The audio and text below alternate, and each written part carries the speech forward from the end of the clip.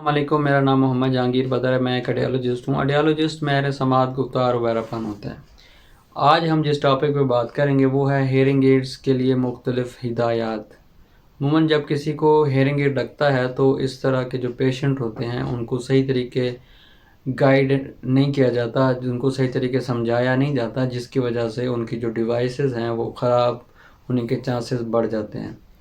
عموماً اس طرح کے جو پیشنٹ ہوتے ہیں جب ان کی ڈیوائسز خراب ہو جاتی ہیں تو وہ زچ ہو جاتے ہیں یا تنگ ہو جاتے ہیں، جس کی وجہ سے وہ ڈیوائسز کو یوز نہیں کرتے، استعمال نہیں کرتے۔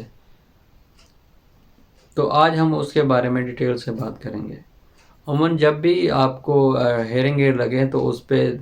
اگر تو آپ کو دونوں کانوں میں ہیئرنگ ایڈ لگے ہوئے ہیں تو ان پہ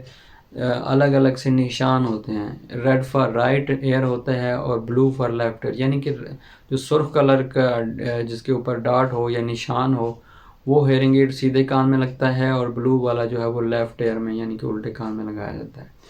اس کے علاوہ جب بھی آپ ڈیوائس لگاتے ہیں تو آپ نے اپنے کانوں کو اچھی طرح خشک کر لینا ہے۔ اگر آپ نے نہا کے یا کسی اور چیز کی وجہ سے آپ کے وضو کرنے سے یا کسی اور چیز سے آپ کے کان گیلے ہیں تو آپ ان کو اچھی طرح خشک کر لیں، اس کے بعد آپ نے ہیئرنگ ایڈ لگانے ہیں۔ اور جب بھی آپ ہیئرنگ ایڈ اتاریں گے تو اتارتے ہوئے آپ نے اس کا جو بیٹری ڈور ہے، جو اس کا آن آف بٹن ہے، وہی اس کا بیٹری ڈور بھی وہی ہوتا ہے اور آن آف بٹن بھی وہی ہوتا ہے، اس کو آپ نے کھول کے رکھنا ہے تاکہ جو ہیئرنگ ایڈ ہے وہ بیٹری اس میں کنزیوم نہ ہوتی رہے، بیٹری استعمال نہ ہوتی رہے اور وہ بند ہو جائے۔ اس کو بند کرنے کے بعد جو اس کی ڈبی ہوتی ہے، جو اس کا باکس ہوتا ہے، اس کے اندر آپ نے رکھنا ہے۔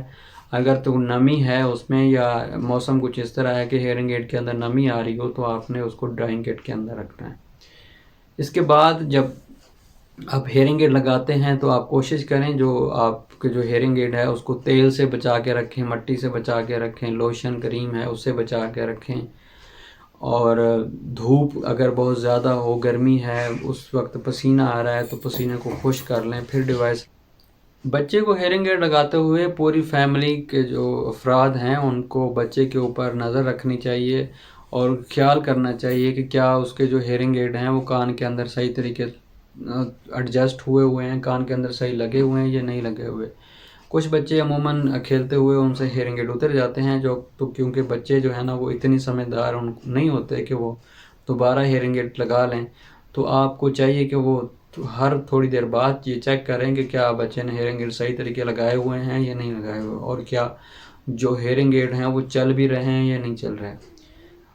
تو یہ ساری چیزیں آپ نے وقتاً فوقتاً چیک کرتے رہنا ہے۔ اس کے علاوہ شروع میں جب ہم بچے کو ہیئرنگ ایڈ لگاتے ہیں تو وہ تنگ بھی ہو سکتا ہے، خوش بھی ہو سکتا ہے یا اتار کے پھینک بھی سکتا ہے، تو اس کو لگانے کے لیے ہمیں عادت بنانی پڑتی ہے، بالکل اسی طرح جیسے ہر نئی چیز کے لیے بچے کو سکھانا پڑتا ہے، سمجھانا پڑتا ہے، تو شروع میں وہ تنگ ہوتا ہے، بعد میں وہ کر لیتا ہے۔ اس کے علاوہ بچے کو اعلیٰ سماعت لگاتے ہوئے اس بات کا، اگر تو بچہ اسکول جانے والا ہے تو اس کو اس بات کا خیال رکھیں کہ اس کے جو کلاس فیلو ہیں یا اس کے جو ٹیچرز ہیں ان کو بتایا جائے کہ اس کو جو ڈیوائس لگی ہوئی ہے یہ اس کے سننے کے لیے ہے، لہٰذا بچے کو اس ہیئرنگ ایڈ کو دیکھ کے یا ہیئرنگ ایڈ کے بارے میں اس کو تنگ نہ کیا جائے، اس کے بارے میں بات نہ کی جائے، تاکہ بچہ لگا لے اور بہتر طریقے سن سکے اور بہتر طریقے سمجھ سکے۔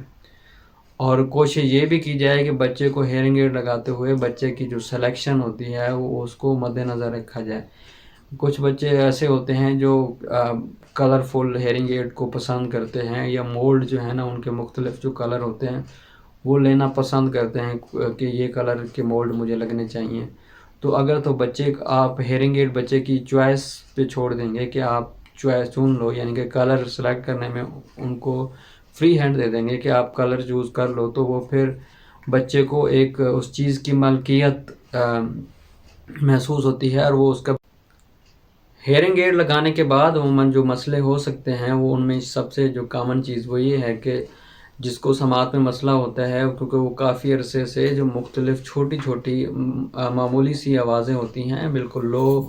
انٹینسٹی والی آوازیں، وہ سن نہیں رہے ہوتے، تو ان کو جب ہیئرنگ ایڈ لگتا ہے تو وہ ساری آوازیں اسی طرح سنائی دیتی ہیں جیسے ایک نارمل انسان کو سنائی دیتی ہیں۔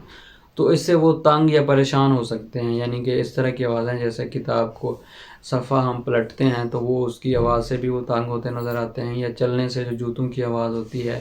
یا کچن میں یا کہیں کسی جگہ برتن گرتا ہے اس کا جو شور ہوتا ہے اس سے بھی تنگ ہو سکتے ہیں. بچوں کی آوازیں ہو سکتی ہیں، اس سے بھی تنگ ہو سکتے ہیں.